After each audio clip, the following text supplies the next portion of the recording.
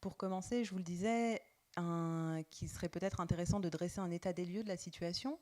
Et dès lors qu'on a opéré une transition dans sa vie personnelle, qu'on a opéré des changements, est-ce que cela implique forcément, à un moment donné, de réfléchir à notre métier, de réfléchir à notre activité professionnelle? Est-ce que certains d'entre vous ont un avis sur le sujet et pourraient nous apporter un éclairage? Je vous disais tout à l'heure, moi donc, j'étais ingénieure dans la mobilité urbaine et je passais en gros la plupart de mon temps à travailler seule derrière un écran d'ordinateur. Alors j'avais une grande autonomie dans mon travail, donc ça me plaisait bien, mais le fait de rester assise derrière un écran à mener mes propres projets seule, au final, me plaisait pas. Et je me suis vraiment posé cette question, je me suis dit, mais est-ce que si tu changes d'entreprise, tu aimeras ou pas? Et je me suis dit, mais en fait, non. J'aimerais toujours pas, même si je faisais la même chose ailleurs. Donc, c'était pas le problème de l'entreprise dans laquelle j'étais, mais c'était plus le problème du métier. Et en fait, en commençant à aller dans le milieu associatif et en menant des projets avec plusieurs personnes, bah là, je me suis rendu compte que j'étais beaucoup plus à ma place. Et du coup, j'ai compris en fait ce qui me manquait, la dimension qui me manquait dans mon métier, donc cette dimension collective. Et puis le fait aussi d'être un petit peu plus sur le terrain. Et j'avais essayé des choses pourtant quand j'étais salariée. Donc pour justement apporter un petit peu de nouveauté dans mon travail. J'ai été pendant 4 ans déléguée du personnel. Voilà, je me suis dit, tiens, ça va me changer un peu de faire des études de circulation. Mais voilà, ça m'a apporté un petit peu de nouveauté pendant quelques années, mais c'était pas suffisant. Voilà. Julien, toi, tu as tendu ton micro à beaucoup de personnes. Est-ce que parmi elles, elles ont toutes fait le constat à un moment que ce n'était plus possible d'avoir cette dissonance entre vie professionnelle et engagement personnel? Comment ça s'est passé pour elles? Je parle pour plein de gens, donc Mm. c'est difficile d'arriver à avoir un point de vue qui soit tellement large qu'il puisse recouper les interventions Une tendance. géniales et effectivement pour avoir une tendance. En fait, on va pas se leurrer. On est dans une action qui peut être individuelle et ambitieuse et rayonnante. Et pour tous les bénévoles de Greener Good, bravo. Pour toutes les personnes qui tiennent des stands et qui, ce matin, ont fait leur marché en vrac et qui sont très contents de payer leurs factures chez NRCOP et qui se sont conscientisés du pouvoir de leur argent et qui... Ça en fait des choses. Hein, et déjà, ça peut être un chemin qui prend du temps. Et à la fois, je ne sais pas si vous n'avez pas ce genre de métier qui prend 35, 40, 45, 50 heures. C'est quand même beaucoup de temps. Hein. Ça en fait du temps pour faire des conneries et pour niquer la planète. Hein. Et en fait, même moi, pendant longtemps, j'agissais à tous les niveaux. Et puis après, j'allais dans mon travail, qui est pourtant dans une association. Et j'arrivais pas à appliquer tout ce que je faisais dans ce travail-là, qui pourtant avait du sens. Mais le métier étant tellement à la fois sacralisé et à la fois subi, qu'on n'arrive pas à faire cette connexion entre le pouvoir qu'on a dans le quotidien et celui qu'on peut avoir dans notre métier. En tout cas, je l'ai beaucoup ressenti en donnant la parole effectivement à ces personnes qui font les métiers de demain. Et au bout d'un moment, ces gens-là, ils ont dit en fait, moi j'en ai marre. Et là, du coup, j'avoue que je viens avec un point de vue un peu dissonant, et donc on pourra en reparler ensuite. Mais les personnes à qui je donne la parole, je l'ai remarqué quasiment intégralement, me disent, moi j'en ai marre d'être une rustine du monde actuel. Parce qu'on ne va pas se leurrer, hein, on n'a pas gagné. Et non seulement on n'a pas gagné, mais on est encore en train de perdre. Hein. C'est génial, franchement, les mairies qui sont en train d'aller aux mains des écolos et le fait qu'on commence à en parler, qu'il y ait des bouquins, c'est génial, mais on est encore en train de perdre. On est clairement, pour l'instant, en train d'aggraver la dette écologique. Et donc, toutes les personnes à qui j'ai donné la parole ont dit mais en fait, je ne veux plus être la rustine de ce monde actuel. Ça ne m'intéresse pas de verdir ce système qui, pour moi, ne sera jamais suffisamment ambitieux. Et donc, plutôt que de continuer à faire moins mal, elles ont décidé de faire vraiment bien. Et là, effectivement, à travers leur action professionnelle, en temps, en moyens, mais aussi en ambition, elles se sont vraiment mises dans les alternatives du monde d'après. Et c'est assez saisissant de voir qu'au bout d'un moment, on se dit, mais le sens, il sera vraiment dans ce maillage, ce tissu résilient d'alternatives qui sont en train de croître et qui ont une croissance assez significative, qui sont en train de changer d'échelle ou qui parfois ont encore besoin d'être créées, même si en général, le monde de demain, il existe déjà. Et donc, toutes les innovations, moi, je les trouve souvent beaucoup plus foireuses qu'autre chose. Voilà. Philippe, je t'ai vu hocher de la tête. Je ne sais plus sur quoi j'ai hoché de la tête, mais en fait, ça me parlait parce que ça me rappelle aussi une conférence qu'on a fait l'année dernière ici même. C'est qu'en fait, j'ai l'impression qu'il y a 3 façons d'agir et de retrouver du sens au quotidien. Il y a une première façon, c'est dans le monde actuel d'essayer de manœuvrer le paquebot, on va dire, pour le faire changer de direction. Il y a une deuxième voie, c'est non, c'est nul, je quitte ce paquebot et je vais créer ma bicoque à côté pour créer une alternative, créer une autre voie, faire autrement et montrer que c'est possible et que c'est viable et qu'on prend du plaisir et qu'on trouve du sens à ça. C'est la deuxième voie. Et la troisième voie, qui est aussi respectable et complémentaire aux 2 autres, c'est d'être en lutte. C'est d'être vraiment en lutte face au monde, face au paquebot, entre guillemets. C'est, alors pas de se mettre devant à la nage parce que ça ne sert pas à grand-chose, mais les Alternatiba, les Extinction Rebellion, les collectifs des colleuses dans la rue, tous ces mouvements qui sont, entre guillemets, contre, mais qui sont aussi pour un autre modèle de société et qui vont... iBoycott aussi était un très bon exemple où en fait ça venait d'une initiative contre, mais aussi pour accompagner. Donc ils arrivaient à faire un peu le lien, et ils arrivent toujours d'ailleurs. C'est vraiment intéressant comme assaut.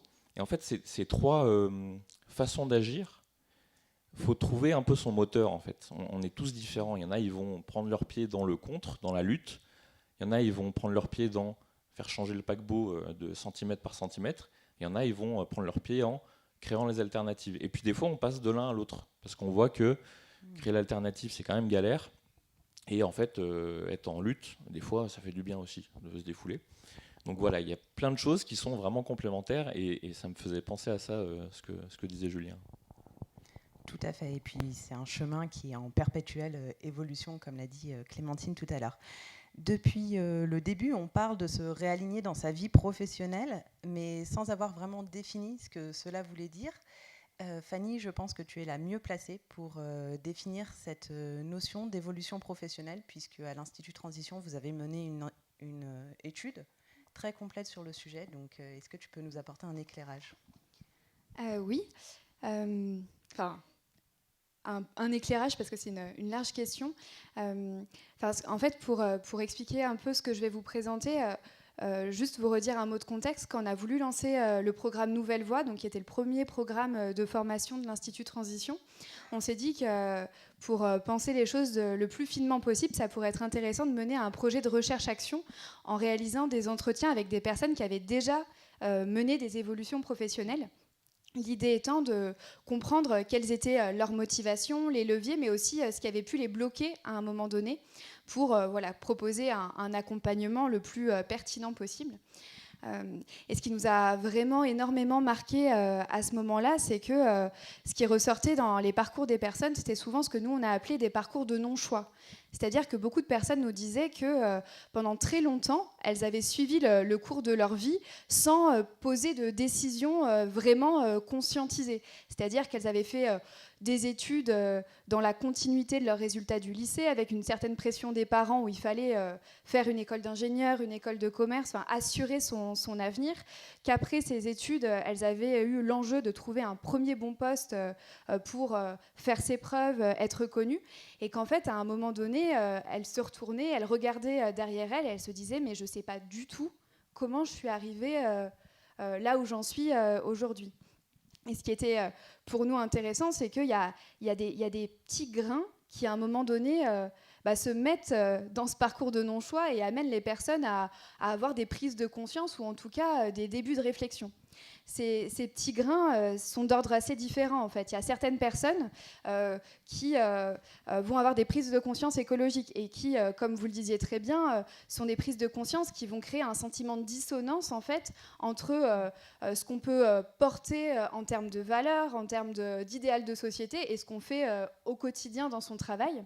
Il y avait aussi beaucoup de personnes qui nous disaient que les choses avaient bougé pour elles au moment de l'arrivée d'un premier enfant parce que c'est un moment où on se sent peut-être à nouveau responsable aussi de son parcours de vie et de ce qu'on laisse. Enfin, voilà. Il y avait un certain nombre de choses qui émergeaient.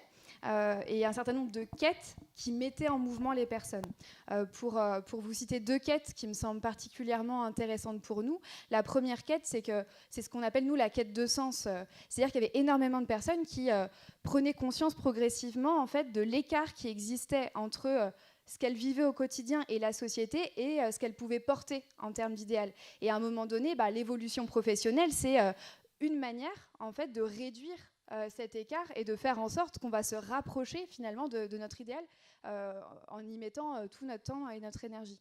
Et puis l'autre quête qui était extrêmement présente, c'était la quête d'utilité, en disant mais en fait moi j'ai envie que ces 35 heures, ces 40 heures, ces 45 heures servent fondamentalement à quelque chose, et donc voilà, je veux trouver un endroit où j'ai un réel impact personnel en fait. C'était ça en tout cas les moteurs qui amenaient à venir questionner un parcours très très inscrit et dont il n'est pas facile de se défaire. Voilà, donc ça c'était la prise de conscience. Et après, en fait, ce qui se passe pour elles, c'est quoi ? C'est que elles savent ce qu'elles veulent quitter, mais le problème, c'est qu'elles ne savent pas du tout ce qu'elles veulent trouver. C'est un peu le grand saut derrière. Et donc pour nous, ce qui nous semble aidant dans ces cas-là, c'est, comme le faisait un petit peu Philippe, c'est de présenter des voies possibles, en fait, en disant, voilà ce qui s'offre à toi, en fait, si tu as envie de te réaligner dans ta vie professionnelle. Et donc, nous, ce qu'on leur dit, c'est que la première option, et en fait, souvent, les personnes commencent par là, c'est ce qu'a fait Clémentine, en fait. C'est de se dire, je vais rester dans mon entreprise et je vais essayer de faire bouger les choses en interne. Alors, soit en faisant des choses qui sont à côté des cœurs de métier de l'entreprise, donc en sensibilisant les collaborateurs, en menant des initiatives, par exemple, je fais un compost avec mes collaborateurs, soit en venant questionner vraiment la production, ce qui est vraiment réalisé par l'entreprise. Donc ça, c'est la première option. Je reste où je suis, mais j'essaye d'insuffler la transition là où je suis. C'est souvent le début. Nous, ce qu'on remarque, c'est que les personnes ne tiennent pas forcément beaucoup dans cette situation. La deuxième option, c'est de se dire, en fait, je vais quitter cette structure et je vais rejoindre ce que nous on appelle les structures de la transition. Donc les structures de la transition, c'est des associations, des entreprises, des institutions aussi qui au jour le jour essayent de faire bouger les lignes sur les grands enjeux de société sur lesquels on doit se mobiliser aujourd'hui. Et là, en rejoignant ces structures-là, il y a 2 possibilités en fait. Il y a soit je garde mon métier, mais je le fais pour ces structures-là. Par exemple, j'étais chargée de communication, je vais faire de la communication pour une structure qui me parle. Ou alors, en fait, je vais carrément changer de métier parce que même mon métier n'a plus de sens pour moi et donc je vais changer et de secteur d'activité et de métier. Donc là, c'est des changements qui sont quand même plus radicaux. Donc voilà, ça c'est la deuxième option. Et puis la troisième option que nous, on voit beaucoup, c'est l'entrepreneuriat aussi. C'est-à-dire, j'ai envie de créer des structures associatives ou entrepreneuriales qui proposent en fait des alternatives, qui aujourd'hui viennent proposer des nouveaux modes de vie et accélérer la transition sur les territoires. Donc c'est des personnes qui sont souvent un peu précurseurs en fait et qui vont créer des structures qui seront peut-être les employeuses de toutes les personnes qui se poseront la question de la quête de sens demain. Donc voilà, c'est un peu différentes possibilités qui finalement conduisent à une forme de réalignement professionnel. Et après, souvent, la question à se poser, c'est quelle est la voie qui vous correspond à vous ? Et on en reparlera après, mais dans ces cas-là, souvent, ça peut être aidant d'être entouré, accompagné pour réussir à discerner ce qui nous semblera le plus pertinent dans notre situation personnelle. Merci Fanny, très intéressant. Tu as évoqué ces entreprises qui portent la transition écologique et solidaire. Armand, peut-être, est-ce que tu peux rendre tout cela un peu plus concret pour les gens qui sont ici aujourd'hui ? Quelles sont ces entreprises ? Comment est-ce qu'on parvient à les identifier ? Fanny les a présentées comme une des possibilités pour se réaligner professionnellement. Est-ce que tu peux nous en dire un mot ? Oui, je peux essayer de vous donner quelques exemples et partir d'exemples que j'ai vécus ces dernières années. Par exemple,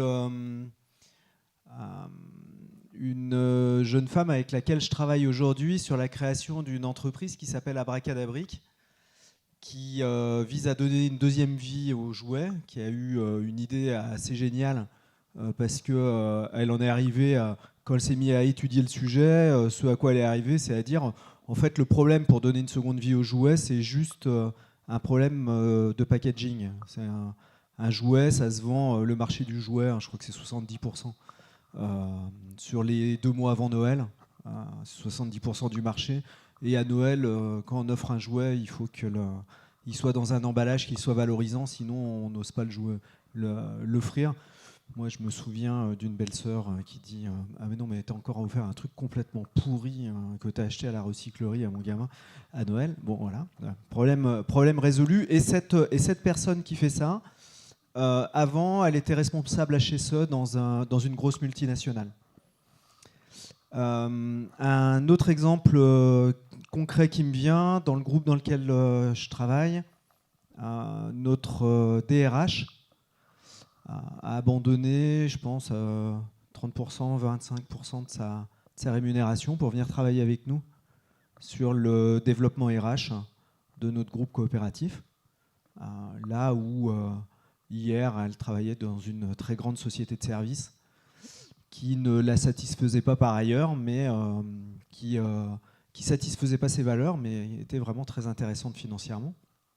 Un troisième exemple qui me vient à l'esprit, c'est donc on a vu une entrepreneuse, on a souvent des femmes d'ailleurs quand même. Enfin, je dois dire un truc, c'est que les femmes sont beaucoup plus impressionnantes de courage et d'engagement que les hommes, pour ceux que je croise. Même on a des objectifs de mixité dans nos recrutements qu'on a super du mal à tenir, notamment au niveau des porteurs de projets, cadres, sur ces postes-là, parce que les mecs se font souvent étriller quand même. Bon, je ferme ma parenthèse, d'autant que ça va sans doute me sortir de cette scène à un moment, logiquement. Pour poursuivre sur cette typologie de situation qu'on évoquait, une troisième qui est assez intéressante, j'ai trouvé, c'est celle de qui correspond à comment est-ce qu'on s'investit en parallèle de sa vie professionnelle. Finalement, on a plein de vies, on n'a pas une seule vie. Enfin, on est nombreux à vivre plusieurs vies en même temps. On a une vie professionnelle, une vie où on est les enfants de nos parents, on a une vie où on est les parents de nos enfants.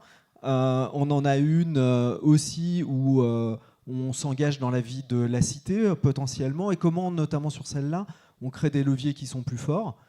Il y a 3 ans, on a participé à la création d'une librairie coopérative, un territoire à Trévoux où il n'y avait plus de librairie. D'ailleurs, vous avez fait un super bel article sur le sujet. Et pour la création de cette librairie en société coopérative, c'est parti d'un noyau de 5 habitants qui étaient dans une cigale, donc un club d'investisseurs locaux, qui ont monté une étude de marché pour voir comment pouvait se relancer ça.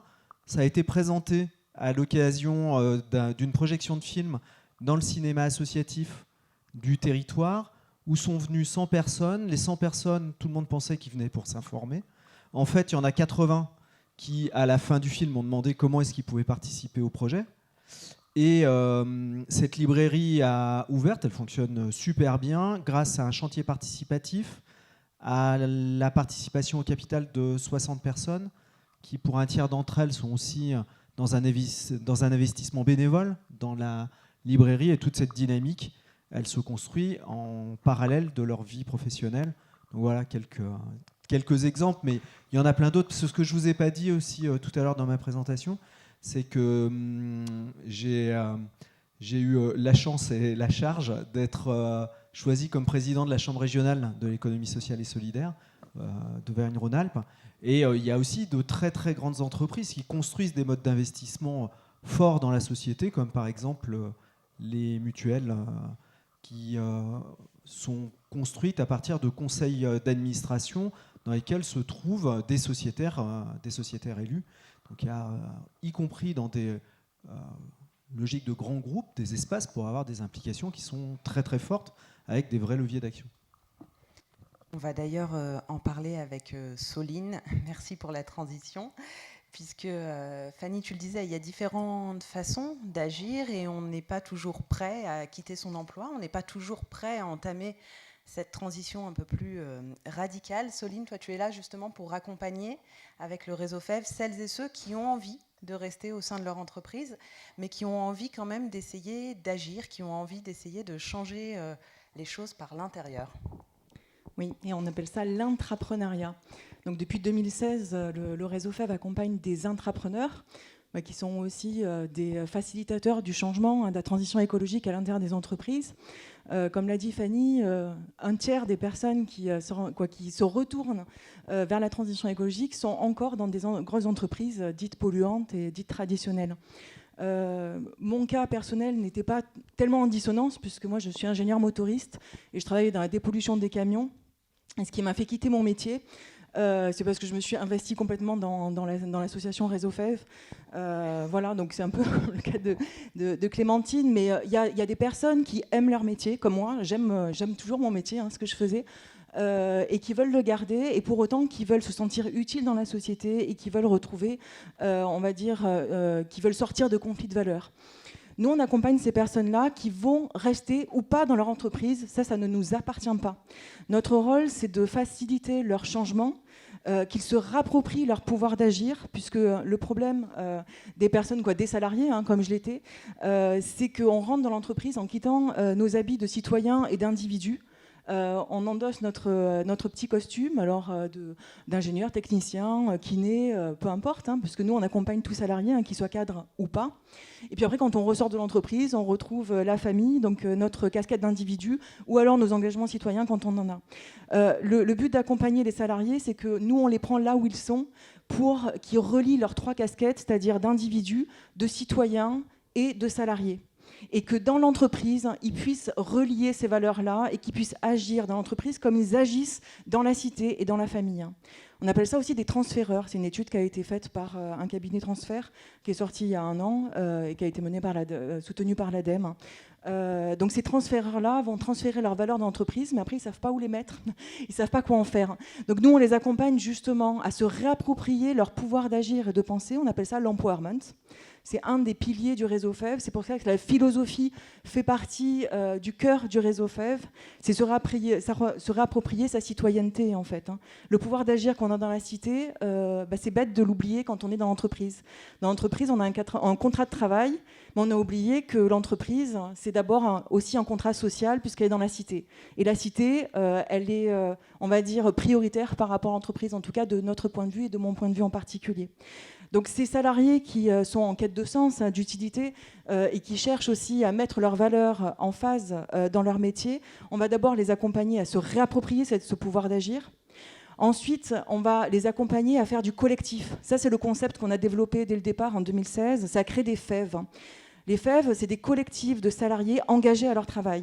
Les FEV, c'est le miroir des associations loi 1901 dans l'entreprise.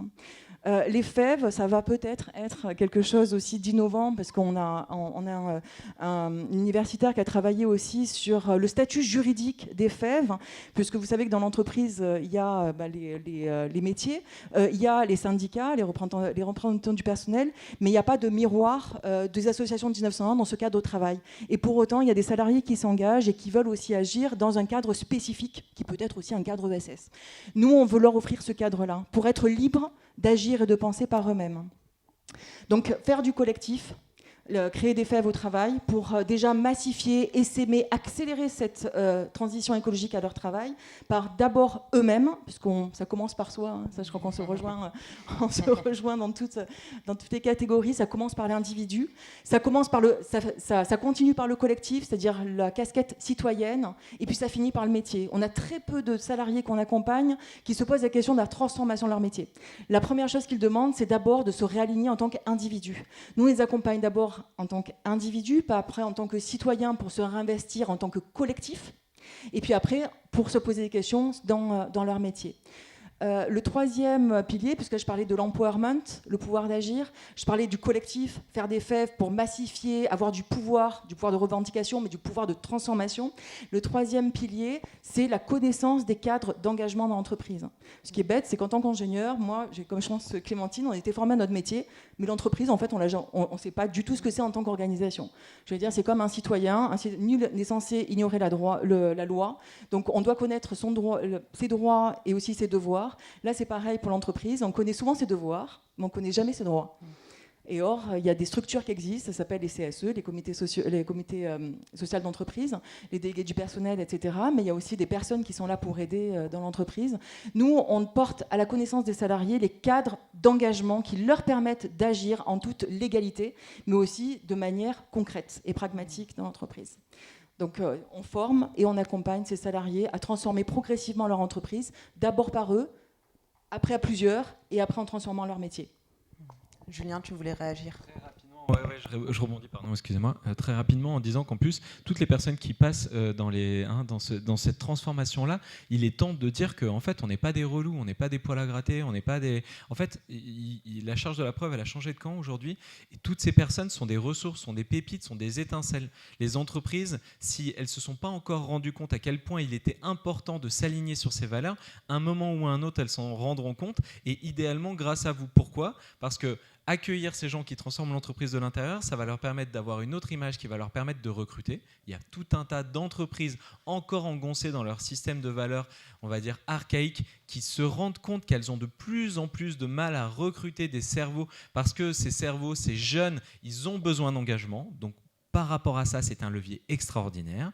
En plus, grâce à vous, grâce à cette transformation, vous allez pouvoir leur permettre de faire des économies d'argent, parce que souvent, les transformations, ce sont des transformations qui génèrent des économies. Et en plus de ça, vous allez leur permettre d'avoir une légitimité interne et extérieure pour pouvoir communiquer et recruter de nouveaux clients, de nouveaux partenaires, etc., etc. Donc, il est temps, une bonne fois pour toutes, de se rendre compte que vouloir transformer son entreprise, c'est bien sûr une urgence d'éthique, d'alignement, pour se sentir au bon endroit et au bon moment, mais en fait, c'est vraiment tout bénef pour les entreprises.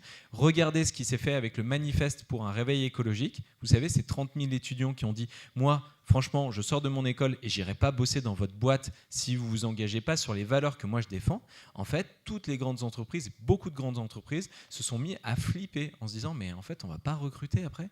Qu'est-ce qui va se passer ?» Il y a quelques temps, j'avais un déjeuner à côté du gars de la RSE de Nestlé. Il était en stress total, le gars. Parce qu'il se disait, on n'arrive plus à recruter. En fait, maintenant, quand on mène des entretiens, c'est plus nous qui posons les questions, c'est les candidats qui posent les questions sur l'engagement qu'il y a dans l'entreprise. Donc, soyons conscients de ça, conscients de notre valeur et soyons-en fiers. Et si l'entreprise, au bout d'un moment, elle n'a pas envie de nous, eh ben, il y aura forcément quelqu'un ailleurs qui aura envie de mettre à disposition en valeur votre énergie qui est plus que bienvenue. Merci Julien pour cette précision. Soline, est-ce que tu pourrais expliquer concrètement un exemple peut-être de vos actions ? Comment est-ce que ça se passe pour que celles et ceux qui nous écoutent et qui ont peut-être envie d'agir aient un exemple en tête ? Un exemple... je vais mettre deux exemples. Le premier, c'est, on va dire, ce sont des salariés qui ont créé, par exemple, on a parlé d'un composteur, mais aussi un projet d'éco-pâturage dans leur entreprise. Donc une entreprise lyonnaise qui utilisait du phytosanitaire et des engins mécanisés pour tondre les espaces verts. Donc ils ont monté un projet évidemment qui est structuré mais qui est accompagné, c'est-à-dire qu'ils l'ont pas fait tout seuls, ils l'ont fait à plusieurs et puis avec nous on les a accompagnés, ce qui a permis de remplacer donc les produits phytosanitaires et les engins mécanisés par de l'éco-pâturage, ce qui a permis de créer aussi un collectif du coup par le même coup puisqu'ils ont créé une fève. Et à partir de là, donc là c'est un deuxième exemple de ces salariés aussi, ils ont créé une commission environnement dans leur comité d'entreprise. Ça c'est un levier extraordinaire aussi. Les fèves peuvent se structurer donc, dans le cadre légal d'entreprise de manière libre et volatile quelque part, mais ont tout intérêt aussi à se structurer dans le comité d'entreprise, puisque le comité d'entreprise va permettre de créer une pépinière d'initiatives éco-citoyennes. C'est les fèves en fait. Et ça va permettre d'avoir un budget, d'avoir des canaux de communication légaux, et ça va permettre aussi de se relier aux acteurs de la société. C'est-à-dire que la FEV qui a été créée donc dans le comité d'entreprise, la commission environnement, la commission développement durable, ou ce que vous souhaitez, va se relier aux acteurs de la société, c'est-à-dire l'ALEC, pour mener des campagnes de défis famille énergie positive, va se relier à Conscience Impact écologique pour faire des conférences ateliers, va se relier à des ateliers de de do-it-yourself, peu importe. Et nous, ce qui est important dans cette démarche, c'est que l'entreprise se reconnecte au territoire à travers des salariés engagés. C'est à travers des humanités et pas à travers le pôle RSE qui va dire bah oui, c'est chouette, il faut faire venir un bouchon, un sourire pour mettre un tonneau de bouchon, voilà, et où il n'y a pas d'humain derrière, il n'y a pas d'humain. Donc un salarié se relie à plusieurs salariés avec des projets qui sont concrets, qui ne vont pas se faire du jour au lendemain, évidemment, mais qui vont progressivement prendre racine dans l'entreprise. Donc là, c'est un compost, là, c'est un défi famille énergie positive, là, c'est une pépinière d'initiatives éco-citoyennes, là, c'est de l'éco-pâturage. Et puis, progressivement, on voit qu'ils vont se poser des questions sur leur métier. Ils vont se poser des questions sur le bilan RSE, sur le bilan carbone de leur entreprise. Et c'est là où ça devient intéressant. C'est que nous, ce n'est pas notre prétention du départ. C'est leur propre cheminement, à leur rythme. Nous, on ne leur dit pas, attendez, on va voir ce que fait votre entreprise, empreinte carbone, etc. C'est leur propre questionnement qui va arriver dans leur propre entreprise. Et c'est un citoyen, on va dire un individu citoyen convaincu, formé, légitime, ne pourra plus, on va dire, changer. Et ce salarié va devenir un salarié, on va dire, engagé et militant dans son entreprise. Et ça, on va dire, c'est ce qu'on souhaite aussi, quelque part. C'est une belle mission. Alors là, on parle évidemment des gens qui restent au sein de leur entreprise. Tout à l'heure, Julien, tu l'as évoqué, toi, tu tends le micro à celles et ceux qui exercent ces nouveaux métiers, qui, selon toi, existent déjà, ils sont là, tout est là pour plus tard, pour le futur. Quels sont ces nouveaux métiers ? Est-ce qu'on doit se baser sur peut-être un nouveau référentiel ? Est-ce que dans les CIO à l'école, CIO, c'est ça, oui, les centres d'orientation, on doit parler de ces nouveaux métiers ? Quels sont-ils ? Alors, on ne pourra pas tous les évoquer, mais... Non, on ne pourra pas tous les évoquer. Je vais faire une réponse très courte. Vous allez regarder sur Reporter. Vous savez, sur Internet, le média en ligne, ils ont fait un super travail de 5 articles qui donnent à voir la France de demain. Et donc, qui montrent qu'il y a effectivement d'autres croissances que la croissance économique à poursuivre et qu'il y a tout un tas de métiers qui peuvent y contribuer. Je vous renvoie vers aussi une étude de l'ADEME qui montre les centaines de milliers d'emplois qui vont être créés par le changement de mode de vie. Alors forcément, tout de suite, on pense à des métiers dans l'énergie, parce que en fait, l'énergie va devenir beaucoup plus locale, beaucoup plus renouvelable, il y a beaucoup besoin de main-d'œuvre, il y a un énorme développement qui va avoir lieu forcément dans les métiers agricoles, parce que plus de local, encore une fois, moins d'énergie fossile, et donc plus de main-d'œuvre. Mais en fait, il y en a tout un tas d'autres de métiers, et c'est ça qui est hyper enthousiasmant. Et c'est souvent, en général, des métiers qui, effectivement, permettent un épanouissement personnel et qui laissent beaucoup plus de place à la créativité. Sur le podcast 2030 Glorieuse, on en est à plus de 50 métiers qui ont été présentés. D'ailleurs, si ça vous intéresse, vous pouvez me contacter sur les réseaux sociaux. Je vous envoie une vingtaine de fiches métiers, comme on avait justement dans les CDI ou les CIO, mais qui étaient très austères, très sèches, très arides, et là, qui donnent à voir ces métiers. Mais très clairement, ce sont des métiers qui sont parfois un peu inventés, qui montrent que voilà, on peut se permettre d'oser. J'en donne un seul, c'est Hubert. Hubert, il habite... à Roubaix, juste à côté de Lille, et lui en fait il regardait tous ces pneus qui étaient jetés et il se dit mais c'est trop con, en fait on peut en faire des trucs, j'en suis sûr. Il s'est mis à faire des ceintures, ça s'appelle la Vie et Belt, et puis au bout d'un moment il s'est dit mais attends, il y a aussi toutes ces chutes de rideaux, et donc il s'est mis à faire des caleçons. Il a récupéré des cordes d'escalade qu'il a aussi transformées en ceinture, etc., etc. Et donc lui, il le fait avec des personnes qui sont éloignées de l'emploi, donc il y a du sens écologique, du sens social, et en plus de l'éducation à la consommation, parce qu'il essaie de faire des produits qui, oui, sont beaux, mais qui durent particulièrement longtemps pour qu'on puisse épurer au maximum notre garde-robe. C'est passionnant. Des métiers comme ça, il y en a plein, et ça donne à voir à quel point cette consommation locale, française, plus raisonnée, plus valorisée, aussi sans doute plus chère, peut permettre de développer tout un tas de métiers sur le territoire. On va laisser place à la créativité. Voilà. Est-ce que parmi vous, certains ont été confrontés à ces nouveaux métiers ? Est-ce que vous faites le même constat que Julien ? Alors, de mon côté, j'aimerais pas forcément modérer les propos, mais en fait, ça me faisait penser à plein de choses, tout ce que vous disiez juste avant. Et un truc que j'ai remarqué quand même depuis quelques années aussi, c'est au début de notre carrière professionnelle, jusqu'à les 25-30 ans, et c'est ce que tu disais Fanny, des fois on se retrouve à 30 ans, on n'a jamais vraiment même trouvé du sens, mais même pas cherché du sens à notre carrière professionnelle, parce qu'on arrive à 30 ans, on a suivi des études qui nous amenaient à un bac+5 avec un métier plutôt bien rémunéré, puis on se dit tiens, il y a un problème. Mais mine de rien, pas pour tout le monde, hein, mais certains qui ont bac+5 et qui arrivent à 30 ans, ils ont pu épargner en fait, parce qu'ils ont eu des métiers de cadre assez rapidement, qui leur ont permis d'épargner. Et là, ils se posent une question. Tiens, en fait, ce que je fais, parce que mon boulot ne me convient pas. Et du coup, ils ont pu épargner pour lancer un projet d'association ou d'entrepreneuriat. Et ça, c'est pas donné à tout le monde. Donc, faut vraiment avoir ça en tête que il y a toute une partie de la population qui trime jusqu'à 30 ans, jusqu'à 40 ans, jusqu'à la retraite, en fait. Et ces gens-là n'ont même pas l'espace mental à un moment donné pour se poser la question du sens de leur métier. Et il faut vraiment pas l'oublier. Sur Julien, ce que tu disais sur le côté, on va avoir des énergies beaucoup plus locales, des métiers liés à l'agriculture, etc. Ça aussi, je pense que c'est le modèle de société qu'on aimerait, toutes et tous ici, à mon avis. Mais vraiment, et tu le disais aussi tout à l'heure, on part pas là-dessus pour le moment, en fait. On n'est pas sur cette trajectoire.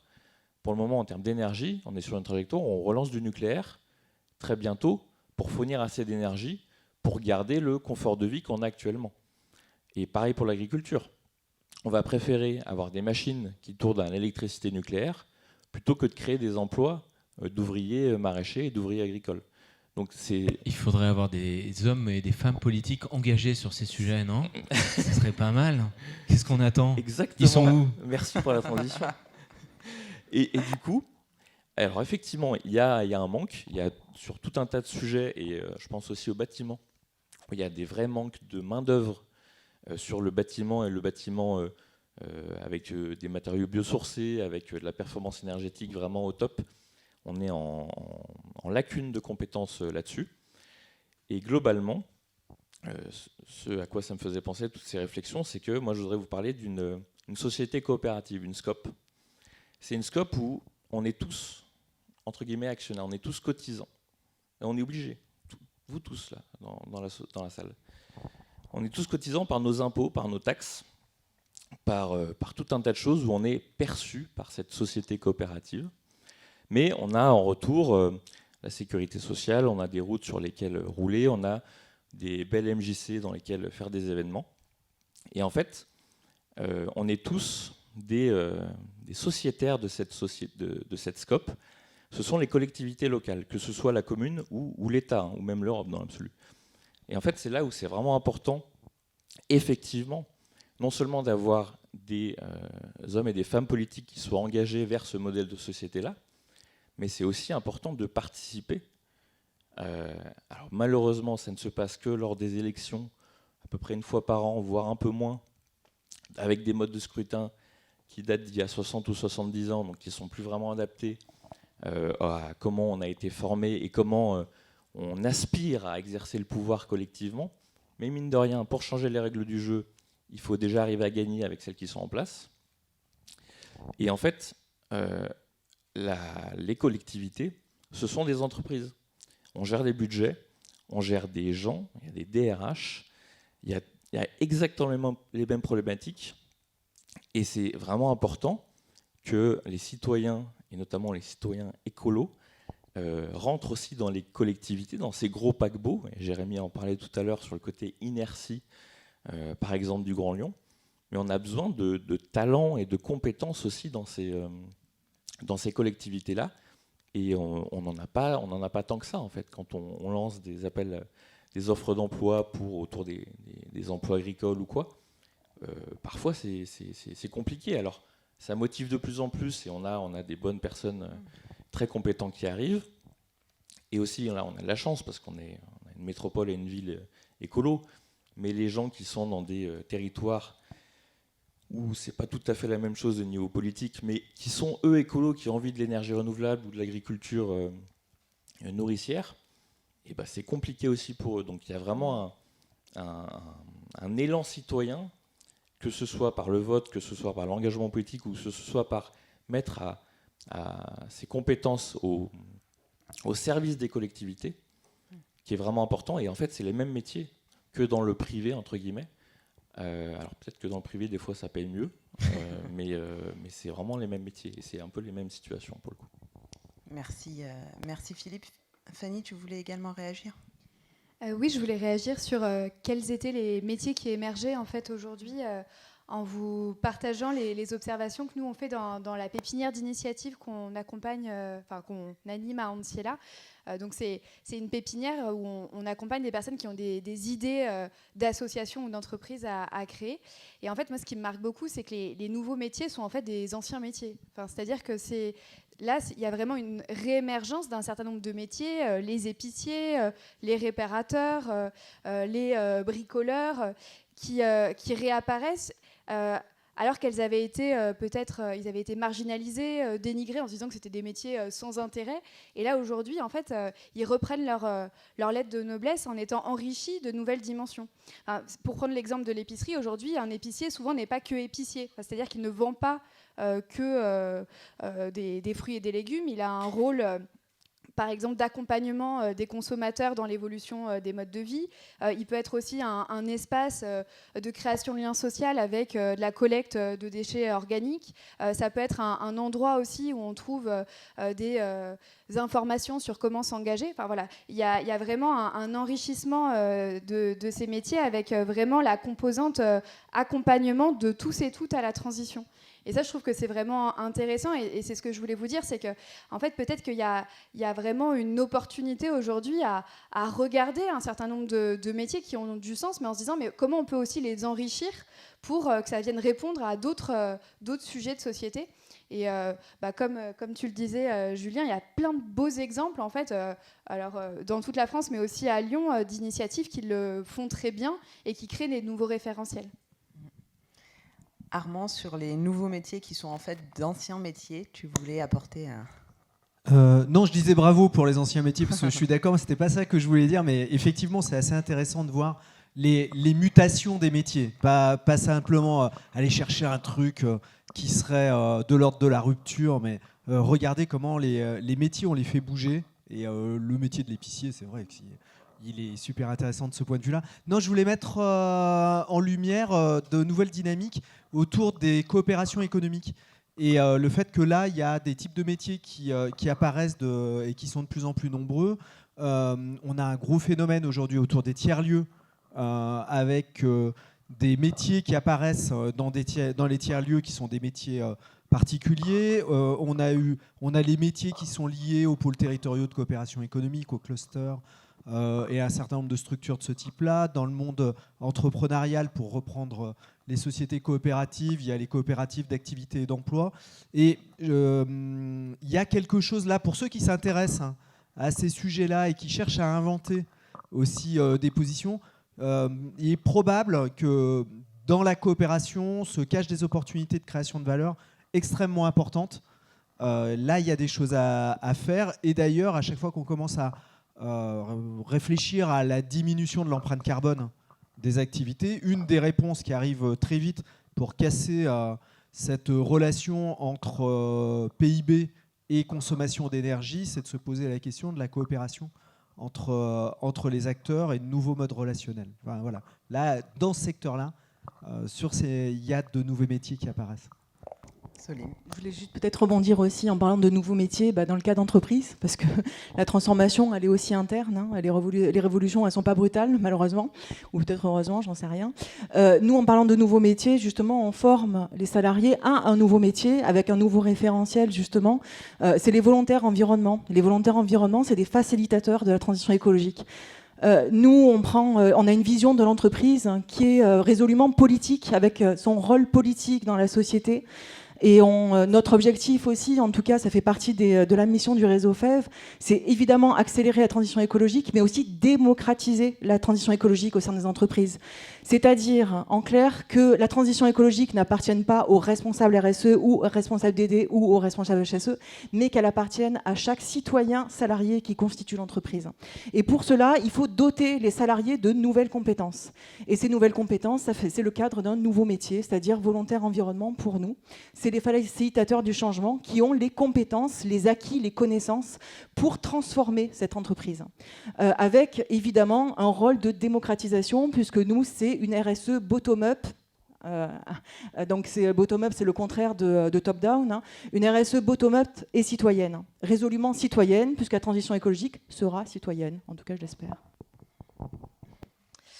Je voulais ajouter que sur le festival, vous allez voir aussi énormément de personnes qui ont justement, qui exercent ces nouveaux métiers. Donc, si vous voulez aller ensuite les rencontrer, je pense qu'elles se feront aussi un plaisir d'échanger avec vous sur leur parcours. Donc, on a par exemple Laure qui est sur le stand de l'Atelier des Nouveaux Designs, qui crée des vêtements et qui les coud à Lyon. On a aussi Audrey qui a créé Carnet de savon et qui fabrique des savons à Lyon à la Croix-Rousse.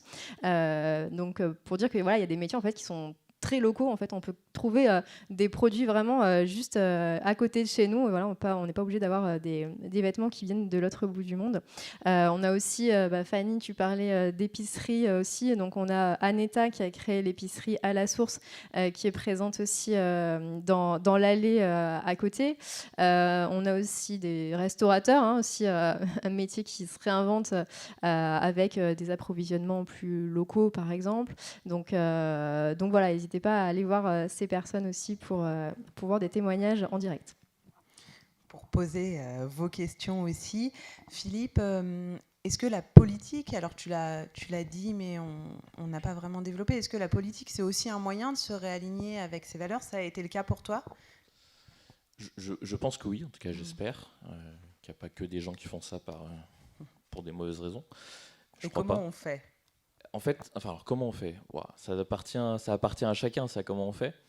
Moi, je sais que je me rappelle d'un outil de développement personnel dont j'avais déjà un petit peu parlé, qui s'appelle l'Ikigai, qui est un peu le mélange entre ce qu'on aime faire, ce qu'on sait faire, ce pourquoi on peut être rémunéré pour, et ce dont le monde a besoin.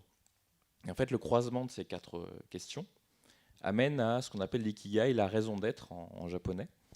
Et déjà d'identifier cette raison d'être, c'est déjà un boulot, ça peut prendre du temps. Ça m'a pris un petit peu de temps. Et une fois qu'on l'a identifié, on va chercher l'alignement entre ce qu'on croit et ce qu'on veut faire au quotidien. Et moi, mon ikigai, sur ce dont le monde a besoin, on peut se poser différentes questions. Enfin, cette question, on peut la poser de différentes façons. C'est quoi mon monde, en fait? Est-ce que mon monde, c'est ma famille? Et dans ce cas-là, ma raison d'être, c'est de m'occuper de ma famille. Et c'est possible. Et il y a plein de gens qui sont comme ça. Et c'est tout à fait respectable. Et c'est déjà très bien. Il y en a, c'est leur réseau, on va dire, plus proche, leur communauté au sens noble du terme. Et puis il y en a, c'est de plus en plus large, etc. Moi, j'ai pas trouvé entre guillemets, de limite à mon monde. Enfin, mon monde, c'est la planète, entre guillemets. Donc je suis pas encore à l'ONU et j'en suis loin. Mais il y a le côté où je me mets pas de limite sur mon envie d'avoir de l'influence. Et mine de rien, et Soline, tu le disais tout à l'heure, le politique, c'est ce qui est au-dessus, en fait, parce que c'est ce qui fixe les règles collectives de nos capacités, de nos libertés d'action, de circulation, d'entreprendre. Et c'est aussi ce qui fixe les règles aux organisations, dont les entreprises, quand bien même elles arrivent à les respecter, c'est pas tout le temps le cas, pour respecter le cadre national, européen ou mondial. En fait, moi, j'ai envie de contribuer à façonner ce cadre global. Et je pense que je suis loin d'être le seul, et je pense qu'il y a plein de gens qui s'engagent dans des associations, qui le font parce qu'elles ont l'impression que c'est un cadre d'action qui leur convient, où elles ne vont pas se confronter à tous les côtés négatifs de la politique, alors qu'en fait, pas forcément. Enfin, moi, que ce soit en entreprise ou en association, j'ai rencontré des gens complètement tarés qui devenaient dingues avec le pouvoir. Et au contraire, en politique, pour le coup, depuis un an et demi, la plupart des gens que j'ai rencontrés, c'est des gens très équilibrés, qui sont extrêmement bienveillants les uns avec les autres. On forme une super équipe, pour le coup, à la métropole de Lyon, mais je sais qu'à la ville de Lyon, c'est pareil. Et on a justement, comme on sait à quel point le côté politique ça peut être vu comme le diable pour plein de gens. Et moi-même, ça l'était. J'ai vécu mes périodes où je m'abstenais, où j'y croyais plus du tout, où je voulais faire la révolution. Mais en fait, j'ai vu que ça passe par là quand même.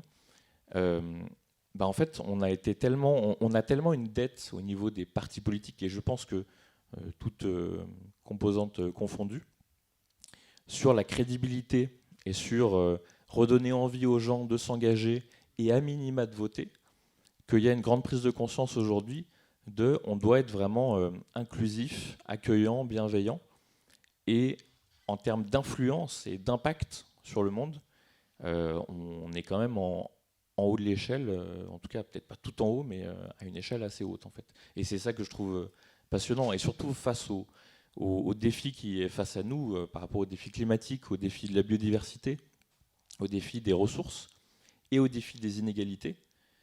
Enfin, c'est juste extrêmement stimulant d'être là-dedans en fait. Et moi, je prends mon pied tous les jours d'être vice-président de la métropole de Lyon, vraiment. Et je vous invite à le faire. Parce que c'est juste génial. Voilà, je vous invite à vous engager en politique, vraiment. Ça rejoint finalement tout ce qu'on a dit depuis le début, qu'il y a différents niveaux aussi pour s'engager, différents niveaux pour mener sa transition. Avant qu'on passe à un temps d'échange, j'aurais aimé peut-être que chacun donne un conseil à celles et ceux qui sont là aujourd'hui, un conseil pour qu'ils puissent eux aussi opérer une transition professionnelle et se réaligner avec leurs valeurs. Voilà. Moi, ce qui m'a beaucoup aidée du coup dans ma transition, c'est d'en parler. Notamment dans mon entreprise, je me cachais pas du tout des interrogations que j'avais, des envies aussi que j'avais de plus m'engager. Et puis aussi de me faire accompagner. Enfin, d'ailleurs, je reboule avec ce que tu disais, Fanny, parce qu'il y a 5 ans, j'ai intégré la pépinière d'initiative d'Antiella et qui m'a accompagnée vraiment au démarrage du projet associatif. Et ça a vraiment été une étape très importante pour moi, voilà, d'être écoutée, de pouvoir échanger avec des personnes qui avaient de l'expérience là-dedans et qui avaient des conseils toujours très pertinents pour m'aider à avancer. Donc voilà, pour moi vraiment la parole et le fait aussi de me sentir entourée et du coup d'intégrer un peu un réseau et une dynamique où entre autres, grâce à la pépinière d'initiative, j'étais entourée d'autres personnes qui entreprenaient, qui portaient des projets.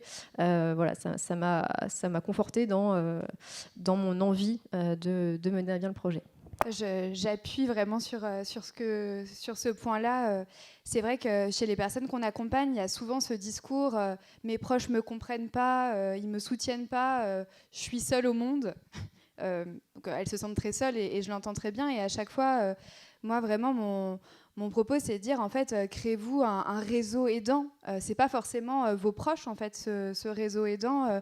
Ce réseau aidant, ça peut être des structures d'accompagnement, mais ça peut être des cercles de discussion, des communautés qui existent et qui rassemblent des personnes qui sont elles-mêmes en évolution professionnelle. Par exemple, à Lyon, il y a la communauté Même pas peur qui organise des événements entre personnes concernées. Il y a la communauté des paumés. Enfin, voilà, il y en a plein. Et je pense que de rejoindre des espaces où vous pouvez vous découvrir des acolytes d'aventure, ça me semble vraiment très important.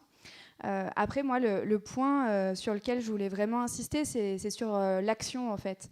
Moi, je suis absolument convaincue que c'est en y allant, en fait, que ça marche, quoi. Aujourd'hui, on insiste beaucoup sur l'introspection et bien sûr que c'est important de prendre du temps pour savoir ce qui nous met en mouvement, mais à un moment donné, si on ne va pas sur le terrain rencontrer des personnes et se découvrir à travers elles, si on ne va pas tester en étant bénévole, par exemple, en fait, c'est très difficile de savoir quelle place on veut prendre dans un monde qu'on ne connaît pas, sans savoir le type de mission dans lequel on va s'épanouir. Donc moi, vraiment, si je voulais vous donner un conseil, c'est passer la porte des collectifs, des associations, de tout un tas d'initiatives avec lesquelles vous allez pouvoir goûter et expérimenter ce que pourrait être votre vie professionnelle de demain. Et je suis sûre qu'on vous accueillera à bras ouverts et que là, vous trouverez des éléments qui vous aideront vraiment à avancer dans votre réflexion. Moi, je dirais, apprenons à coopérer. En fait, on ne nous a pas appris ça. À l'école, on ne nous a pas appris à coopérer, on nous a appris la compétition, nous a appris à accepter que c'était quelqu'un d'autre qui avait gagné ou alors à être celui qui gagne. Mais on ne nous a pas appris à coopérer. Et moi, dont c'est entre guillemets le fonds de commerce depuis longtemps, je vois bien que je n'ai pas été formé initialement à ça parce que je me surprends très très régulièrement à être dans une posture qui est de nouveau une posture de compétition ou de concurrence. Et ce qu'on essaye de générer, ces transitions qu'on évoque, elles relèvent du collectif. On doit avancer dans cette dynamique collective. On a plein d'exemples en plus autour de nous. Alors autant se servir de ces exemples-là. On n'a pas besoin d'inventer des trucs hyper novateurs, puisqu'il y a déjà plein de dynamiques autour de nous. Et c'est en participant à ces dynamiques que peut-être on inventera un petit bout de quelque chose, même si l'histoire des inventions montre que généralement on n'invente rien tout seul. Donc il faut lire Agir à Lyon, il faut regarder le site Ambition ESS, il faut acheter... pardon ? Il faut écouter le podcast, il faut acheter le hors-série Mac de Lyon sur l'économie sociale et solidaire, il faut tous ces trucs-là, parce que là, vous allez trouver, on trouve en fait, les opportunités de construire des dynamiques de coopération. Je rebondis tout de suite par rapport à ce que tu disais, Armand. Je me suis payé un beau cadeau l'année dernière que je vous recommande vivement. Ça a été une formation chez AnimaCoop.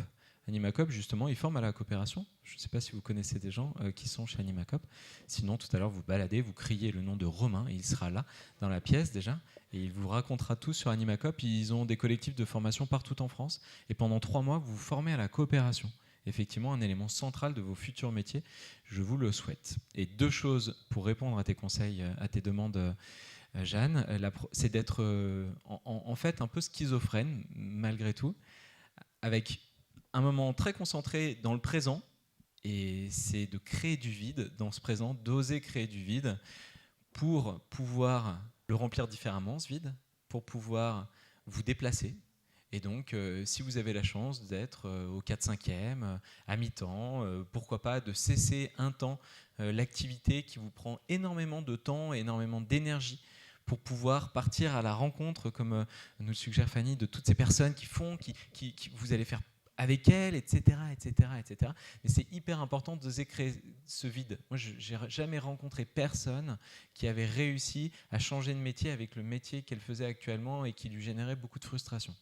Et l'autre, c'est de penser à vous, mais dans très longtemps, en 2030 glorieuse, et donc de soutenir au maximum le développement de ces 2030 glorieuses, que ce soit dans vos achats, puisque plus vous achèterez du local, du bio, du circuit court, de l'engagé, etc., etc., et plus vous soutiendrez du coup le développement de ces filières avec de nouvelles embauches, etc., etc.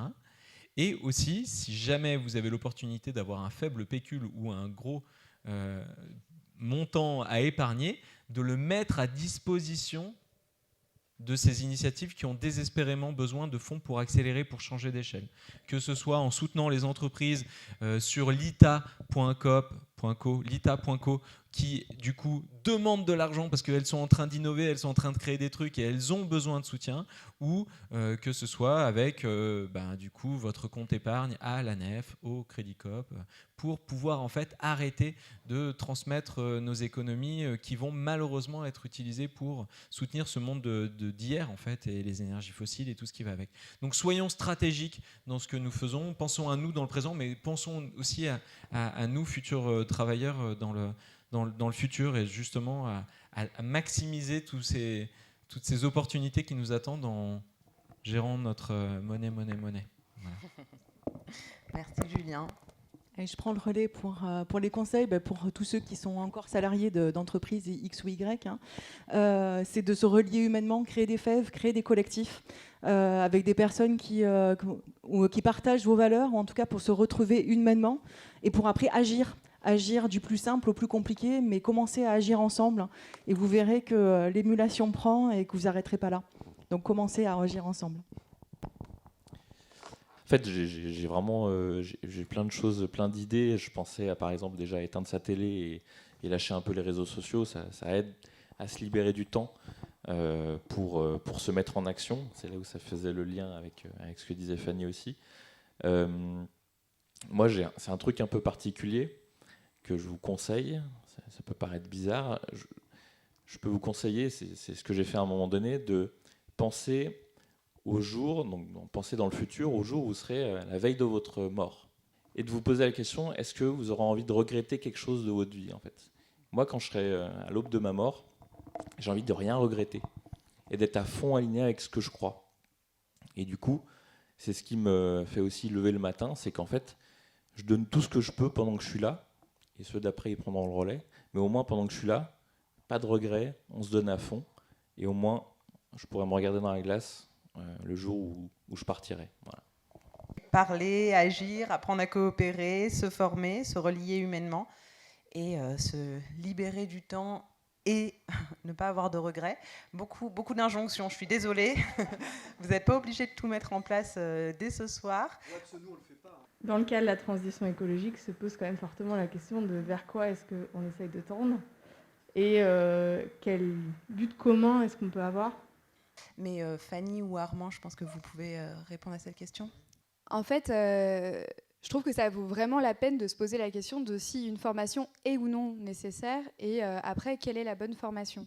En fait, quand on parle de métiers dans la transition écologique et solidaire, il y a différents types de métiers. Il y a des métiers qui sont des métiers techniques, qui nécessitent, avec des formations dédiées, je ne sais pas si tu veux être technicien en eau, là, il y a vraiment des filières très précises. Et puis après, il y a tout un tas de métiers qui sont des métiers de coordination, d'animation, de gestion de projet en transition écologique et solidaire.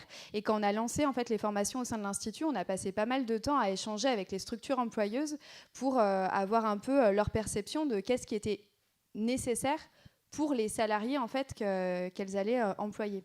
En se disant bien que nous, on forme des personnes qui sont en évolution professionnelle, donc qui ont déjà une première expérience et des premières études. Et en fait, ce qui ressortait beaucoup pour elles, c'est que dans l'absolu, elles avaient bien envie de recruter des personnes qui avaient des expériences complètement différentes en fait, de ce qui était porté dans les structures, parce qu'elles savent que les personnes viennent avec des compétences qu'elles peuvent remobiliser et mettre au service du développement de leur structure. Mais leur problématique, en fait, à elles, c'est finalement le manque de connaissances que ces personnes ont des enjeux de transition écologique et solidaire et aussi un certain nombre d'éléments de culture en fait, de l'économie sociale et solidaire et de compréhension aussi des réalités de ces structures qui sont quand même souvent des plus petites structures que ce qu'avaient pu connaître les personnes jusque-là.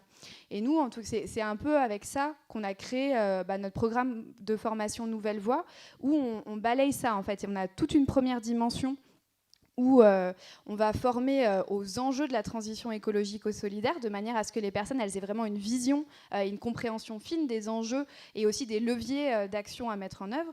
Et après, on va avoir davantage de cours sur plutôt ce qui va être de l'ordre de ce que nous on appelle les compétences transversales. Donc c'est ce dont on a besoin pour faire grandir les structures de la transition, avec ensuite davantage d'éléments sur l'accompagnement des personnes dans leur positionnement, le renforcement de leur pouvoir d'agir, parce que mine de rien, c'est une sacrée compétence aussi quand on veut rejoindre les structures de la transition.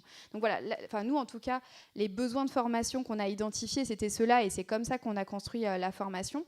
Après, je pense que honnêtement, la formation n'est pas suffisante pour effectuer sa transition. Vous allez dire que je suis un peu obsessionnelle, mais moi je pense qu'il faut agir à côté en fait. C'est-à-dire que pour moi, repasser un an sur les bancs de l'école ou plus sans du tout se mettre en action à côté, il y a quelque chose qui est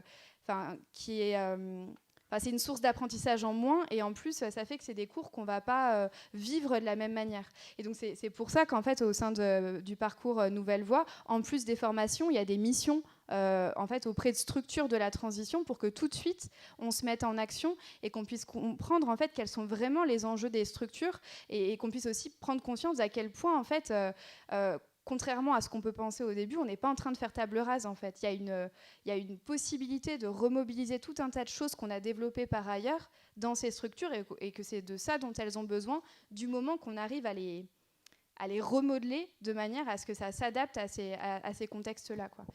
Mais donc pour moi, c'est quelque chose qui vient se rajouter, en fait. C'est des formations qui viennent donner une coloration des éléments de culture et de compréhension de manière à bien trouver sa place dans ces structures-là.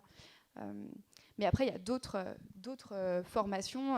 Il y a le Master 2 ESS, il y a Arrobas, enfin, il y en a plein, en fait. Et ça vaut vraiment la peine, je pense, de faire le tour, en fait, de ces structures pour sentir aussi les éléments de culture, ce qui est porté, et voir aussi, vous, ce qui va vous aider à avancer et à vraiment construire votre parcours. Un petit complément, mais qui correspond à ce que dit Fanny, ça serait de se dire il faut qu'on travaille à la fois nos schémas de pensée, nos savoirs et aussi nos savoir-être. Et il faut bien travailler ces 3 dimensions-là simultanément pour pouvoir avancer. Mais après, à chacun de construire ce bon équilibre-là, sachant qu'il y a pléthore de possibilités pour le travailler. Il faut juste qu'on n'oublie pas de travailler les 3 volets simultanément. Et je rajoute une autre échelle dans ce que j'entendais dans ta question, qui était vraiment de se former aux questions de ce qui se passe là actuellement et de la gravité de la situation écologique. J'avais un peu entendu ça. Voilà, exactement. Et de pourquoi on doit aller là-bas et qu'est-ce que ça veut dire de tenir sous les 1,5 degrés et à quoi pourrait ressembler l'économie française. Et donc là-dessus, je vous invite à faire quelque chose qui est assez rapide en fait. C'est de regarder le MOOC d'avenir climatique qui est maintenant en au moins 3-4 saisons, donc c'est peut-être plus si rapide que ça. Mais c'est très bien fait. C'est des vidéos de 15 minutes qui expliquent de manière à la fois très simple et en même temps très nuancée l'état des lieux de la situation et la gravité de la situation. Peut-être que vous l'avez déjà fait, mais si ce n'est pas le cas, je vous invite aussi à suivre une fresque notamment pour le climat, mais il y en a aussi pour la biodiversité, pour les océans, etc. etc. Peut-être, pourquoi pas, passer un atelier d'automne aussi qui donne une assez bonne vision de à quel point il va falloir drastiquement réduire notre empreinte si on veut réussir à tenir vers ces 1,5 degrés. Pour rappel, l'ONU là, a récemment dit qu'on se dirigeait vers une trajectoire à 2,7 et en général, l'ONU est toujours trop précautionneux. Et la dernière chose que je voulais dire aussi, je vous invite à aller consulter le plan. Alors, je crois que ça s'appelle le PTFE de Shift, du Shift. C'est le plan de transformation PTEF, plan de transformation de l'économie française. C'est passionnant. Le travail est actuellement en cours, mais il donne à voir toute la transformation des différents secteurs de l'économie et comment sera notre monde, et notamment la France, si jamais on veut s'aligner avec ses ambitions climatiques et donc la création d'emplois ou du coup la destruction d'emplois dans l'économie française dans les décennies à venir. Et ça, je pense que ça nous permet aussi d'avoir ce terreau, cette base solide de compréhension des enjeux, au-delà de lire les résumés du rapport du GIEC, parce qu'on ne va pas se mentir, on ne va pas lire le rapport du GIEC en entier, mais le résumé aussi qui fait une belle base. Voilà. Pour développer des fèves, ne faut-il pas que le dirigeant de l'entreprise et son codir rapproché soit également engagé? Est-ce que c'est encore pertinent d'y rester? Il y a 2 questions dans ce que j'entends de ta question. La première question, est-ce que c'est possible de créer une fève dans une entreprise qui se dit engagée mais qui ne l'est pas? Oui, parce que le but d'une fève, c'est justement d'essayer de transformer cette entreprise par le bas, parce que par le haut, ça ne marche pas. Donc il y a un moment donné, il faut passer par un autre côté. Donc oui, déjà, la fève se crée par un individu qui est motivé et qui est engagé. Donc cet individu, qui peut être toi, va se relier avec des collègues que peut-être que tu connais et qui est peut-être aussi aligné avec toi pour créer cette fève et pour commencer à agir par du plus petit jusqu'au plus grand. Le plus grand, ça veut dire qu'à un moment donné, c'est aller voir le directeur ou aller voir les personnes aussi qui sont responsables des manettes du gaz, de gaz, quoi, pour faire changer les choses. À titre d'exemple, des fèves ont donné naissance aussi à des scopes 3 de bilan d'émissions de gaz à effet de serre, les BGS. Voilà, donc ça veut dire que ça peut aller très loin, ça dépend aussi de comment est constituée ta fève, de qui va la constituer aussi, parce que la fève, il y a des personnes qui sont aussi responsables dedans, ça brasse tout le monde, parce que c'est comme une association, il peut y avoir des personnes responsables ou pas, et ça permet à chacun d'agir là où il est, mais aussi individuellement et collectivement. Et la deuxième question, c'est est-ce que ça vaut le coup, c'est ça, d'y rester? Ça, je vous rejoins un petit peu Fanny, c'est-à-dire que les personnes qui commencent à s'engager, à un moment donné, c'est vrai que l'inertie d'entreprise, peut-être comme la collectivité, ça prend du temps. Mais il n'empêche que tant que tu y es, que tu ne peux pas en sortir pour X ou Y raison, tu as fait quelque chose. Tu as fait quelque chose et le but de la fève, c'est de pérenniser ton action. C'est-à-dire que tu ne vas pas la faire toute seule, tu vas créer des relais, des appuis pour pérenniser ton action, quel que soit après ton avenir, c'est-à-dire que tu partes ou que tu partes pas. Et ça permet justement de massifier et d'accélérer cette transformation. Et comme le disait aussi Julien, c'est-à-dire que les entreprises, elles ont besoin aussi de salariés qui s'engagent, de personnes qui s'engagent, parce que des fois, le responsable RSE, c'est pas celui qui fait de la RSE greenwashing et social washing. Des fois, il a besoin de salariés, mais il sait pas comment s'y prendre parce qu'il n'a pas de formation. Et nous, nos formations s'adressent aussi à eux.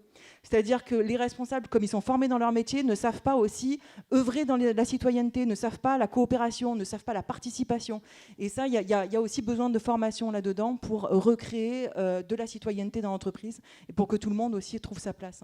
Je rajouterais peut-être, dans les grandes entreprises, il y a une cible qui est potentiellement intéressante aujourd'hui, c'est les dispositifs intrapreneuriaux qui permettent de créer du projet en interne avec un appétit dans toutes les entreprises, qu'elles soient réellement engagées ou qu'elles ne le soient pas, pour des projets à impact. Il y a une fenêtre là.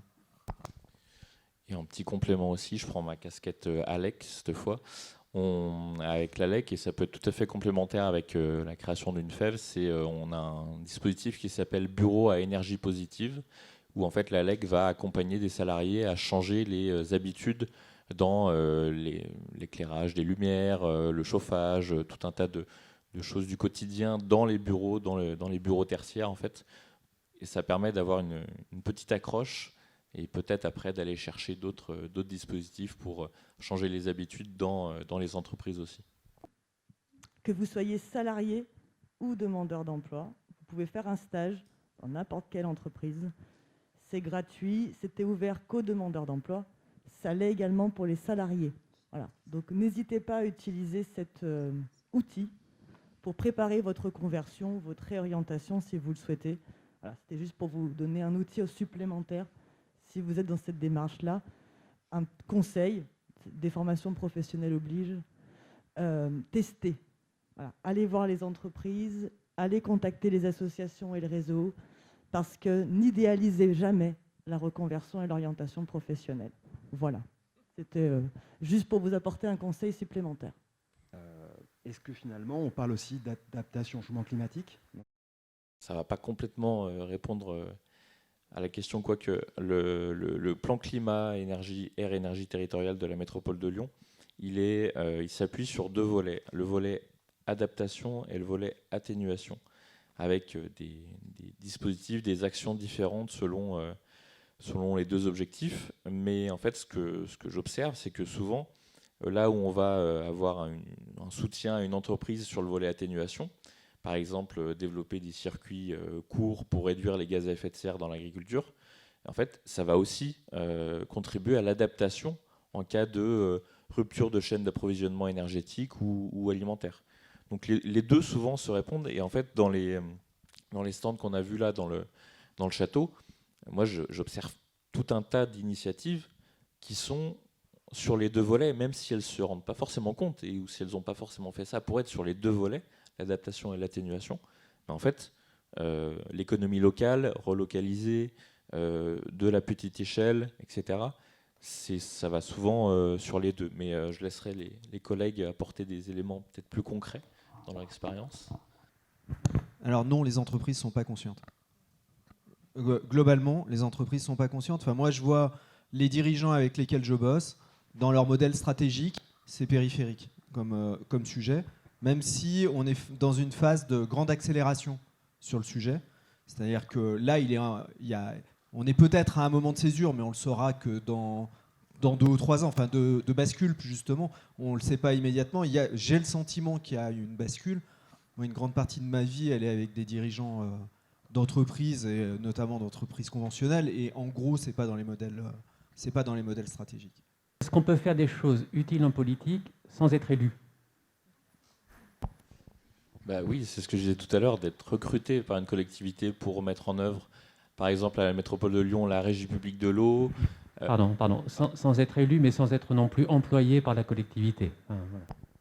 Ok, alors oui, en l'occurrence, vous êtes face à cette personnalité politique pour moi. On fait tous de la politique là, et je pense que vous êtes un grand nombre à faire aussi de la politique, mais sans être engagé, élu, effectivement, ou employé par une collectivité. Mais c'est profondément politique, ce que chacun de nous fait. Politique au sens de on œuvre pour l'intérêt général, pour adapter notre société à ce qui se prépare. Et je pense que ça va pas toujours être drôle. On a déjà vécu quelque chose d'assez costaud là en 2020. Moi, voilà, c'est ma perception, c'est qu'en fait, il y a différentes façons de faire de la politique. Et je pense qu'on est tous concernés ici. Ouais. Et quelques pistes de politique, parce que je crois que c'est plus ce que j'entends, ce que j'ai envie d'entendre dans votre question. C'est aussi comment on peut, sans forcément être professionnel de la politique, s'engager dans un renouveau de cette politique. Et je suis de près ou un peu plus loin parfois des mouvements qui essaient de faire raccrocher des personnes un peu désintéressées de ces sujets au wagon de la politique.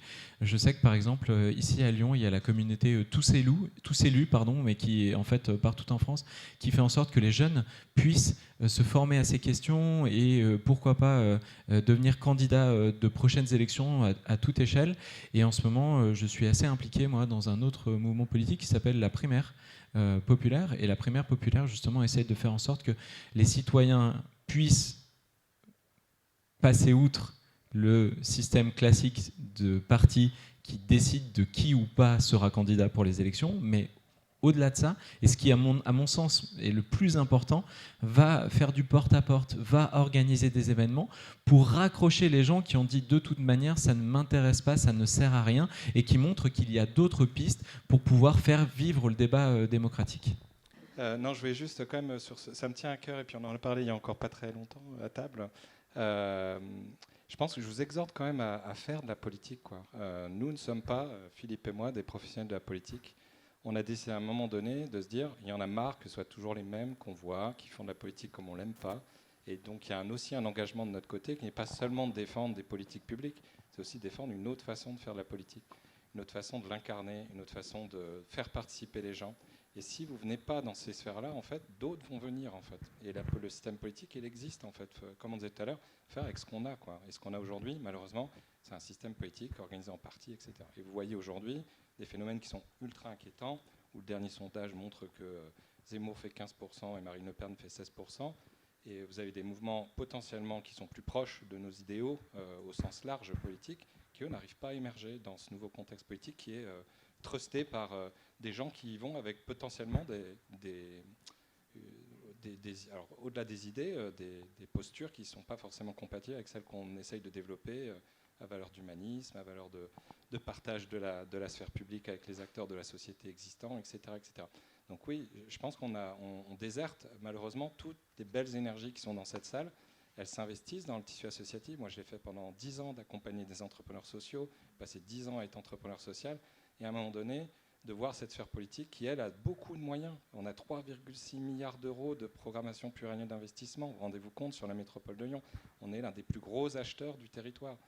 Tout ça, c'est avoir des gens qui demain réorientent leur politique publique pour aller dans le sens de changer les règles, d'acheter plus responsable, d'accompagner les acteurs qui sont déjà et qui n'ont pas attendu les politiciens pour se mettre en route. C'est important. Et quelque part, moi, ce que je relève, et ça sera ma conclusion de mon côté, on est tous un peu des hackers, des insiders dans les endroits où on se positionne, qu'on soit dans le hacker de l'éducation, les hackers de festivals qui ressemblent à aucun autre, les hackers de la politique, les hackers dans ses propres entreprises. Et en fait, on a besoin de ces insiders aujourd'hui pour faire bouger les lignes. Donc voilà, c'était juste mon message. Quelles sont les initiatives aujourd'hui qui vous montrent que ça va être ça la voie pour embarquer les plus pauvres, les plus précaires, les plus occupés? Pour répondre à côté, je m'en excuse, et en plus je vais marquer un désaccord avec ce que vous venez de dire, dans le sens où j'ai l'impression que si effectivement, matériellement, économiquement, il y a tout un tas d'obstacles vers la transformation de ces envies qui parfois n'arrivent pas à s'exprimer, je pense qu'on a encore plus à travailler sur le fait de donner à voir d'autres exemples à travers toute la société de celles et ceux qui, dans la même classe, dans le même parcours, pour tout un tas de raisons, sur le même territoire, ont réussi à faire afin qu'ils deviennent de nouveaux exemples, afin qu'ils deviennent de nouveaux phares pour faire en sorte que les personnes qui, justement, pour l'instant, n'ont pas encore eu cette fibre, se disent « Mais attends, il a réussi à faire ça, lui ? Mais moi aussi. Mais ensuite, j'ai envie d'appartenir, j'ai envie d'avoir ce bonheur, j'ai envie d'avoir... Il y a quelque chose qui est possible. Donc je pense que si effectivement il y a des questions économiques, matérielles, et on en parle souvent, mais je pense qu'il y a aussi l'idée de rendre désirable et de donner à avoir. Et c'est un peu moi ce qui est du coup désagréable dans ce que j'entends de votre part et qui n'est pas de votre faute, mais c'est que malheureusement, en plus, trop souvent, on pense aux personnes les plus défavorisées et qui ont tout un tas d'obstacles en leur disant c'est vrai qu'il faudrait que les pauvres elles arrivent à s'élever, hein, ça leur ferait du bien, alors que moi je rêverais de voir tout un tas de personnes qui viendraient du 16e arrondissement parisien. Alors j'ai pas l'équivalent lyonnais, ce serait du 2e arrondissement lyonnais, du 6e, hein. J'adorerais moi voir toutes ces personnes du 6e, toutes ces personnes, ces villas extraordinaires qui bordent le magnifique parc de la Tête d'Or, qui se diraient mais oui, pour moi aussi c'est possible de me remettre au service du vivant. Et donc là, il y a un gros travail, je pense, à faire au niveau des médias, au niveau des médias qui pourraient enfin donner à voir d'autres choses, d'autres exemples, puisqu'en l'occurrence, je connais tout un tas de personnes défavorisées, plus que de personnes favorisées, qui ont des parcours extraordinaires et qui mériteraient qu'on les mette en avant. Et je pense qu'aussi, nous, on a un travail pour encourager ces personnes à prendre la parole, parce que souvent, ces personnes qui font... Et c'est pour ça que moi j'anime ce podcast des 2030 Glorieuses. Elles ne prennent pas suffisamment assez de temps pour raconter. Et raconter, c'est au moins aussi important que de faire. Voilà, je m'excuse. Je veux parler de ce sujet-là, puis à chaque fois on passe d'un sujet à l'autre et j'allais pas y arriver. Et non, mais là il y a un truc qui est juste catastrophique, c'est-à-dire que les questions de transition, en fait, elles sont posées dans des espaces communautaires quand même, hein.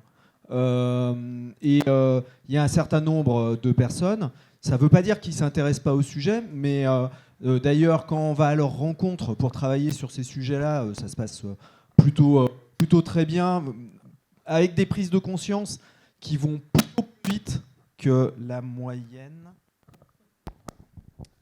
des prises de conscience qui vont plutôt plus vite que la moyenne d'expérience pour avoir suivi le sujet avec... notamment des centres sociaux qui travaillent sur ces aspects-là. Mais n'empêche qu'on est dans une situation catastrophique, hein. Dans l'ensemble, l'information n'arrive pas à eux. Dans l'ensemble, ils sont aujourd'hui ceux qui doivent produire le plus d'efforts proportionnellement lorsqu'on pose des nouvelles règles pour avancer sur les questions écologiques. Et non seulement aujourd'hui, ils posent le plus d'efforts, mais c'est eux qui en prendront le plus à travers la gueule si on ne résout pas le problème. Donc... Et qui pollue le moins, comme tu l'as dit. Très rapidement, donc évidemment, je suis d'accord. Et en fait, c'est là où, pour moi, le politique, il a un rôle à jouer, mais c'est même une obligation morale, en fait. C'est non seulement de contribuer à la réduction des inégalités, quand on sait que 10% des plus riches émettent 50% des gaz à effet de serre. Donc je pense qu'on a un intérêt à aider les plus riches à moins émettre de CO2 en leur prenant un peu plus d'argent. Et en fait, en cas concret sur le territoire de la métropole de Lyon et de la ville de Lyon, je vous invite à vous intéresser à ce que fait le club de foot de Lyon-la-Duchère, qui est en fait un club de foot, mais qui a un centre social à lui tout seul, qui est juste impressionnant, qui bosse sur les questions d'emploi, de nutrition, évidemment d'occuper les gamins pour pas qu'ils fassent des conneries, d'éducation à l'environnement avec Odysseus, une asso aussi qu'on soutient dans le plan d'éducation au développement durable, il me semble. En fait, c'est un exemple très précis et très concret qui est vraiment inspirant. Et le dernier truc que je voulais ajouter, qui est extrêmement important, c'est que, et tu l'as dit, il y a un côté où les femmes, et notamment les femmes célibataires qui ont des enfants, les mères célibataires, ont aussi beaucoup de mal à s'engager, que ce soit à titre professionnel, associatif ou encore plus politique. Et nous, on essaye justement d'innover un peu en proposant des modes de garde les soirs des conseils d'arrondissement, par exemple, tout un tas d'initiatives comme ça, qui vont permettre de libérer aussi l'engagement politique et citoyen des femmes.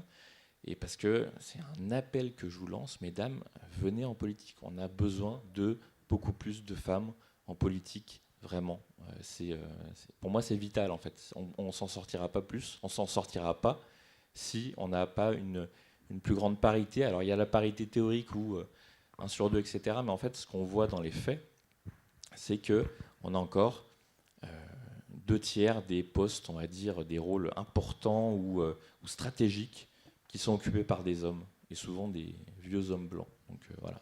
On a besoin de vous, les femmes. Et il y a ATD Carmonde aussi qui fait un super travail avec les universités populaires. Si vous voulez vous intéresser à ça, je vous invite vraiment à vous rapprocher de leur association qui fait un super travail partout en France. Mais moi, un jour, je rêve qu'on pose une question dans ce genre d'entre nous, effectivement, où on me dirait mais je me fais beaucoup de soucis pour les riches, parce que ces riches, ils sont en train de passer à côté de leur vie, engoncés dans leur argent et dans leurs actionnariats. Donc pourquoi pas lancer un hashtag Sauve un riche.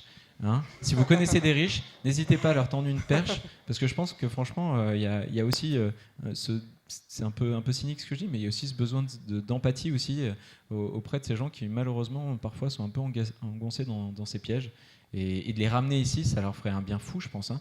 En plus, on est dans un château, donc mine de rien, il y a quand même un grand écart pas si grand que ça à faire. Voilà. Prochain défi, des riches au château de Montchat. Merci à toutes et à tous d'avoir participé à cet échange et merci Clémentine pour l'invitation.